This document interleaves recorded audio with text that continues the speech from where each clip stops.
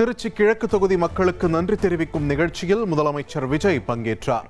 முதலமைச்சரான பிறகு முதல் முறையாக பொது நிகழ்ச்சியில் கலந்து கொண்ட முதல்வர் விஜய்க்கு உற்சாக வரவேற்பு அளிக்கப்பட்டது.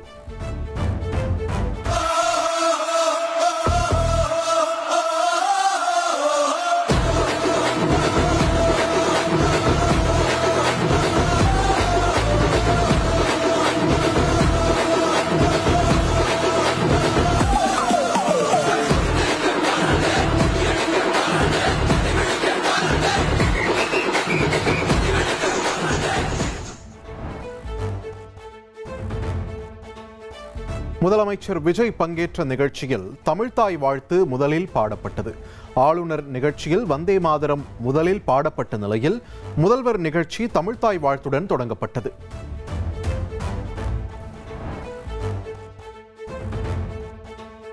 தனது இதயத்திற்கு திருச்சி கிழக்கு தொகுதி மக்கள் மிகவும் க்ளோஸ் என்று முதலமைச்சர் விஜய் கூறியுள்ளார்.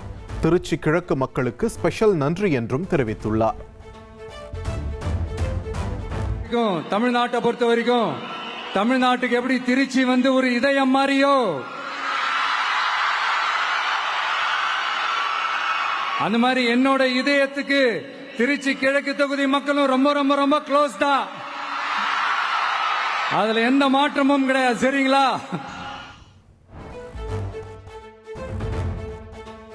தாவேக ஆட்சிக்கு இடையூறு ஏற்படுத்தாமல் 6 மாதம் அமைதியாக இருப்போம் என்று சிலர் கூறியதாக முதலமைச்சர் விஜய் பேசினார். ஆனால் அப்படி கூறியவர்கள் 6 நாட்கள் கூட அமைதியாக இருக்கவில்லை என்றும் தெரிவித்துள்ளார். சில வாரங்கள் கூட ஆகல. 6 மாசம் அமைதியா இருப்போம்னு சொன்னவங்களாம் 6 நாள் கூட அமைதியா இருக்க முடியல. ஆட்சிக்கு வந்து 1/2 மணி நேரத்திலே ஆரம்பிச்சிட்டாங்க. பாவம், ஒரு கல்யாண வீட்டுல எல்லாம் போய் புலம்பிட்டு இருக்காங்க.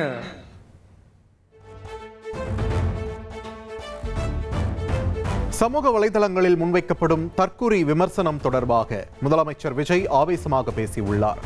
எங்களுக்கு வாக்களித்தால் தற்குறி, உங்களுக்கு வாக்களித்தால் நல்லவர்களா என்றும் கேள்வி எழுப்பியுள்ள முதல்வர் விஜய், நீங்கள் தற்குறி என்றவர்கள் உங்கள் அரசியலை கேள்விக்குறியாக்கி உள்ளனர் என்று பதிலடி கொடுத்துள்ளார். கவர்ச்சியில மயங்கி மக்கள் நமக்கு ஓட்டு போட்டுட்டாங்களா? நான் என்ன, சரி விடுங்க.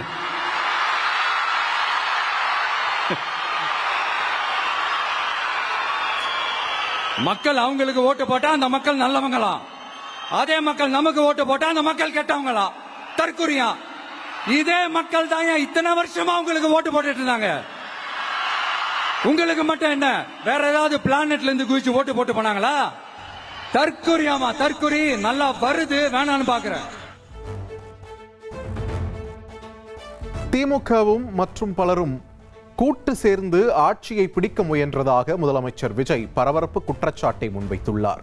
திமுக மக்களிடம் இருந்து வெகு தூரம் சென்று விட்டதாகவும் அவர் விமர்சித்தார்.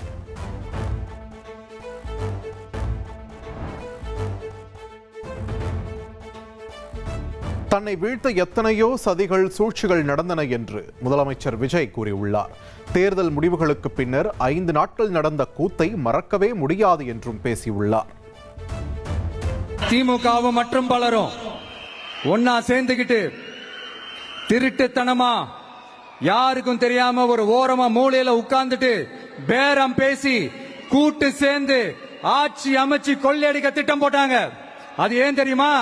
உங்களோட இந்த டிவிக்கு ஆட்சி அமைஞ்சா அவங்க பொழப்பே போயிடும். அந்த கொள்ளையடிக்கிறது, லஞ்சம், ஊழல் எல்லாமே கத்தம் கத்தம். அதான் இந்த காரணம். அடுத்து ஸ்டாலின் சார், திமுக வந்து இப்போ தீய சக்தி மட்டும் இல்ல, மக்களை விட்டு ரொம்ப தூரமா போன தூர சக்தி. தாவேக திமுக இடையே மட்டும்தான் போட்டி என முதலமைச்சர் விஜய் மீண்டும் திட்டவட்டமாக தெரிவித்துள்ளார். டிவிகே, டிஎம்கே தவிர களத்தில் இங்கு யாரும் இல்லை என்றும் பேசியுள்ளார். இப்பவும் சொல்றேன், அரசியல் ரீதியா சொல்றேன், 2 பேருக்கு நடுவுல தான் போட்டியே. ஒன்னு, இன்னொன்னு ஒன்னு டிவிகே, இன்னொன்னு டிஎம்கே. இதுக்கு நடுவுல வேற யாருக்கும் எந்த வேலையும் கிடையாது. ஏதாவது இருக்குன்னு சொல்றீங்க? எலெக்ஷனுக்கு முன்னாடியும் அவங்களுக்கு ஒரு வேலையும் இல்ல, இப்ப எலெக்ஷனுக்கு அப்புறம் சுத்தம். வெப்ப அலையில் இருந்து பாதுகாப்பாக இருக்க நண்பகல் 12 மணி முதல் 3 மணி வரை வெளியில் செல்வதை தவிர்க்குமாறு மத்திய சுகாதாரத்துறை அறிவுறுத்தல். மதுபானம், தேநீர், காஃபி மற்றும் அதிக சர்க்கரை கொண்ட குளிர்பானங்களை தவிர்க்கவும் மத்திய அரசு அறிவுறுத்தியிருக்கிறது.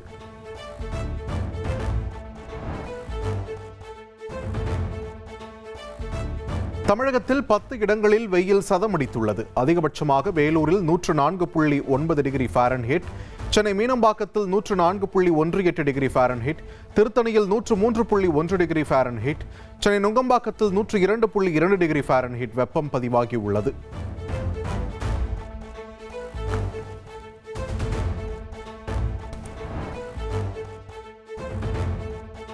தமிழகத்தில் செவ்வாய்க்கிழமை 22 மாவட்டங்களில் கனமழைக்கு வாய்ப்புள்ளதாக சென்னை வானிலை ஆய்வு மையம் தெரிவித்துள்ளது.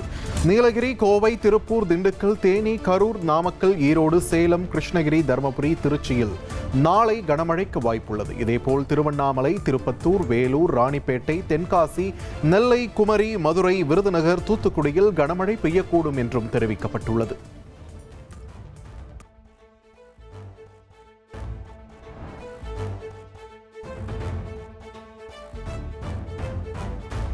நாடு முழுவதும் வணிக பயன்பாட்டிற்கான சிலிண்டர் விலை மீண்டும் உயர்த்தப்பட்டுள்ளது. சென்னையில் 19 கிலோ எடை கொண்ட வணிக பயன்பாட்டு சிலிண்டர் விலை 46 ரூபாய் உயர்ந்து 3283 ரூபாய்க்கு விற்பனையாகிறது. வீட்டுபயோக சிலிண்டர் விலை மாற்றமின்றி விற்பனையாகிறது.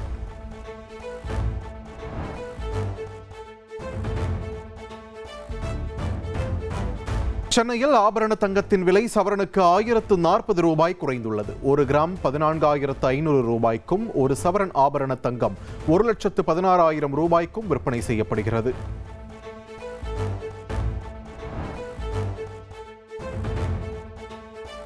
பாஜக முன்னாள் மாநில தலைவர் அண்ணாமலை புதிய கட்சி தொடங்க உள்ளதாக கூறப்படும் நிலையில் அவர் டெல்லிக்கு பயணம் மேற்கொண்டுள்ளார். பாஜக மூத்த தலைவர்களை சந்தித்து பேசிய பின்னர் தமது முடிவை அண்ணாமலை அறிவிக்க உள்ளதாகவும் கூறப்படுகிறது.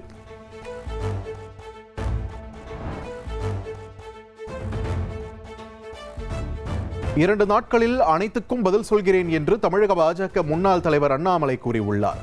புதிய கட்சி தொடக்கமா என்று செய்தியாளர்கள் எழுப்பிய கேள்விக்கு முடிவை உங்களிடம் தெரிவிப்பேன் என்றும் தெரிவித்துள்ளார்.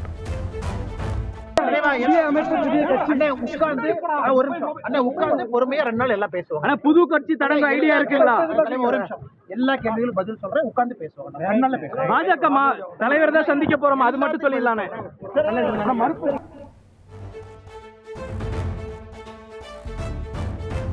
திமுக கூட்டணியில் நீடிப்போமா இல்லையா என்று பொதுக்குழுவில் முடிவெடுக்கப்படும் என்று மதிமுக எம்பி துரை வைகோ அறிவித்துள்ளார்.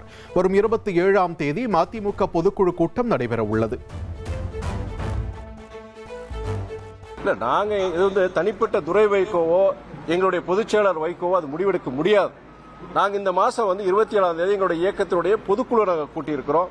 கட்சி நிர்வாகிகளுடைய மனநிலைமை எப்படி இருக்கு, கட்சி தொண்டர்களுடைய மனநிலைமை எப்படி இருக்கு, இந்த கூட்டணியில் நாங்கள் தொடர வேண்டுமா என்கிற அந்த கேள்வி அந்த பொதுக்குழுவில் வைக்கும் பொழுது அந்த நிர்வாகிகளுடைய மனநிலைப்படி முடிவு எடுக்கப்படும் நான் சொல்ல முடியும். ஒரு டெமோக்ராட்டிக் பார்ட்டியில, ஒரு பார்ட்டியில எந்த இயக்கமா இருந்தாலும் சரி, தனிநபர் ஒரு முடிவு எடுக்கிறத விட இயக்கம் ஒட்டுமொத்தமாக ஒரு முடிவு எடுக்கணும், அதை நம்ம மதிக்கணும்னு சொல்லணும். ஆணவ படுகொலையை தடுக்க தனிச்சட்டம் கொண்டுவர நடவடிக்கை. வரும் சட்டப்பேரவை கூட்டத்தொடரிலேயே தனிச்சட்டம் கொண்டுவர முயற்சி எடுக்கப்படும் என்று சமூக நீதித்துறை அமைச்சர் வன்னியரசு தெரிவித்துள்ளார்.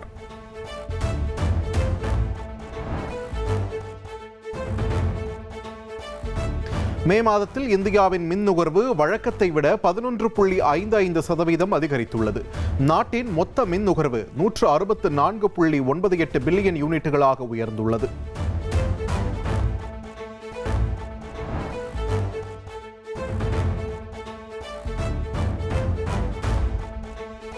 கொல்கத்தாவின் லேக் டவுன் விஐபி சாலையில் அமைக்கப்பட்டிருந்த 70 அடி உயர லியோனல் மெஸ்ஸியின் பிரம்மாண்ட சிலை பலத்த காற்றில் ஆடியதால் பொதுமக்கள் பாதுகாப்பு கருதி அகற்றப்பட்டது. கடந்த 5 மாதங்களுக்கு முன்புதான் இந்த சிலை நிறுவப்பட்டிருந்த நிலையில் பழுது நீக்கம் செய்யப்பட்டு மீண்டும் மெஸ்ஸியின் சிலை வேறு இடத்திற்கு மாற்றப்பட உள்ளது.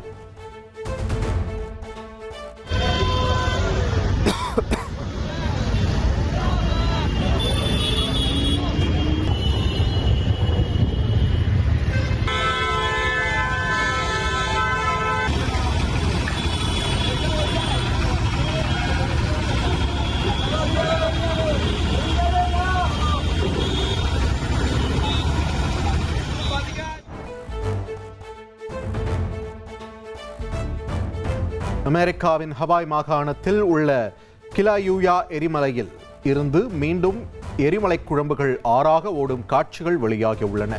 எரிமலையில் இருந்து தீக்குழம்பு மேல் நோக்கி பீரிட்டு அடிக்கும் லாவா ஃபவுண்டெய்னிங் நிகழ வாய்ப்புள்ளதாக அமெரிக்க புவியியல் ஆய்வு மையம் எச்சரித்துள்ளது.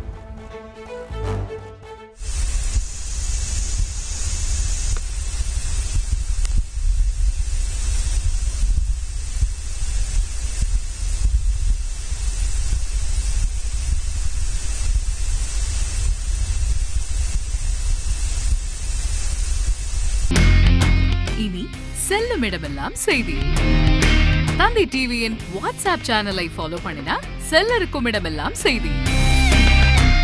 இதோ QR கோட் இப்பவே ஸ்கேன் பண்ணுங்க, ஃபாலோ பண்ணுங்க.